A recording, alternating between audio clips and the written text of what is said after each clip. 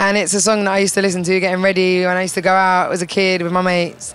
It's a song that, like, I know that if I'm at home and I got stuff going on, I know if it's on in the background, I'm always gonna feel good. Oh, I say, yeah, yeah, I got enough love for two. You'll never be alone, I'll be there for you. Hey, I'm Jess Glynne, and these are my 5 essential tracks. So the first one I chose was Fuck Me Pumps by Amy Winehouse. Firstly, that album, Frank, was one of my childhood favourites. Secondly, that song on it just stood out to me. It was just honest and real and just didn't hold back in the lyrics. I think that's why I love Amy Winehouse, and she inspires me to be an artist. You know, she just wrote what she thought and what she felt. You're more than a friend, looking for a man, but you end up with one night stand. He could be your whole life if you got past one night, but that part never goes right. I think it's really important to just tell the truth in your music, and I think that a lot of the time, you know, people say things that they think people want to hear rather than actually what is real and what they actually feel.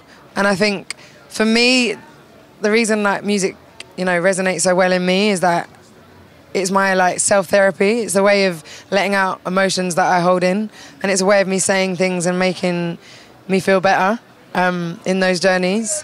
Kind of, it's also like makes you realise that you're not alone, you know? And when you are honest and people, you know, really connect with your music. Yeah, I Want to Be a Lover. Yeah, so I Want to Be a Lover by Prince. Another person that inspired me musically massively, especially in my first album, in my only album that I've had out. You know, musically, he was so far and beyond his time, I think, that it was just so exciting and refreshing, and, you know, somebody who feels music made you feel it, you know? And he was just, I don't know, again, he was honest. He would dress in things that represented him as an artist, and he never ever was shy to like be himself. And I think that's so important. And I think, you know, when people ask you about fashion and if it's important, and it's just as important sometimes as the music, because it kind of defines you and who you are as that person that you want people to see. Because it's just my favourite Prince song. I literally am, yeah, it's just my favourite song.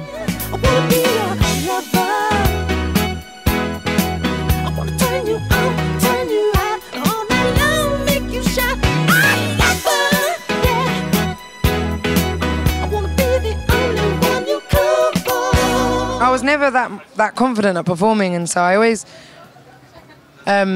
watched artists like Beyonce, Prince, David Bowie, like people who put on a show, you know, people who would come out and it seemed as if like nothing in the world mattered other than the moment. I'm sure there was nerves, and I'm sure there was another load of shit going on behind the scenes, but they're people that I look to like that. You know, I want to be able to achieve such goals, because when Prince walks onto a stage and you see him perform, the aura that he brings with him is like no other, well, that he brought with him, sadly. The Four Tops, Can't Help Myself. Do you know what? I put it on my list just purely because it makes me feel good, and it's a song that I used to listen to getting ready when I used to go out as a kid with my mates. It's a song that, like, I know that if I'm at home and I got stuff going on, I know if it's on in the background, I'm always going to feel good. And I think, you know, the Supremes, the Four Tops, all those kind of people back then, for me, were like, I don't know the word for it, but for me, they just ooze happiness.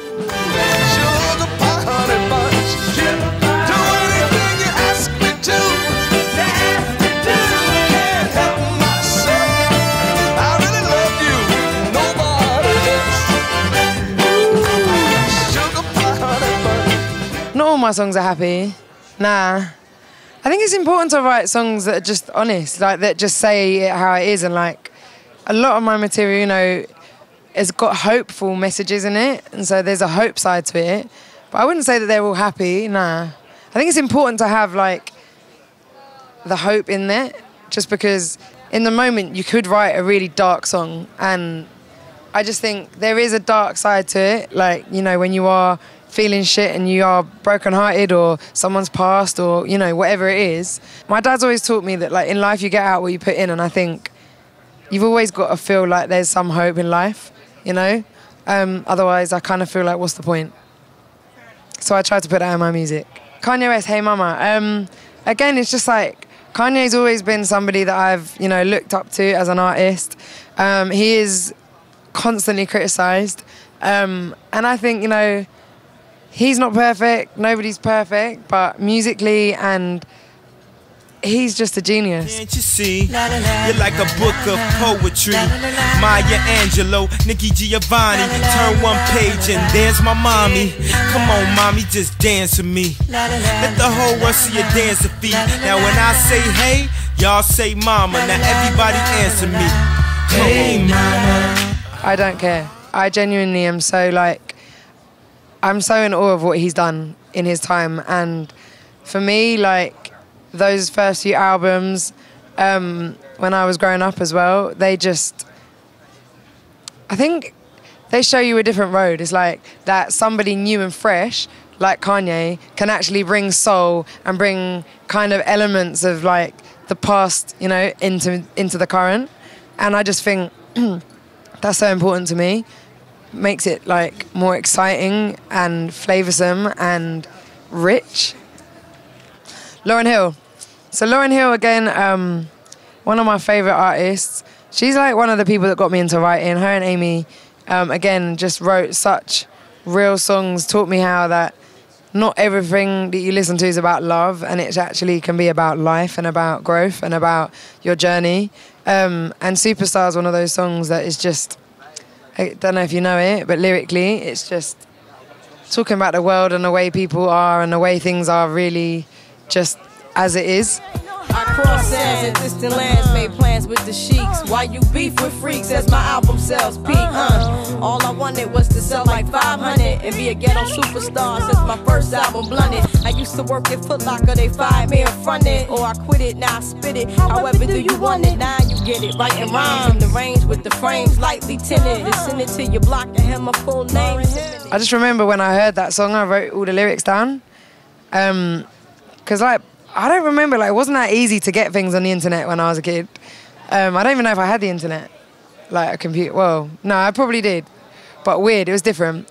And I just remember writing down the lyrics and then, like, understanding what it was about after reading it, and then kind of going away from that and thinking, right, what can I talk about? What can I write about?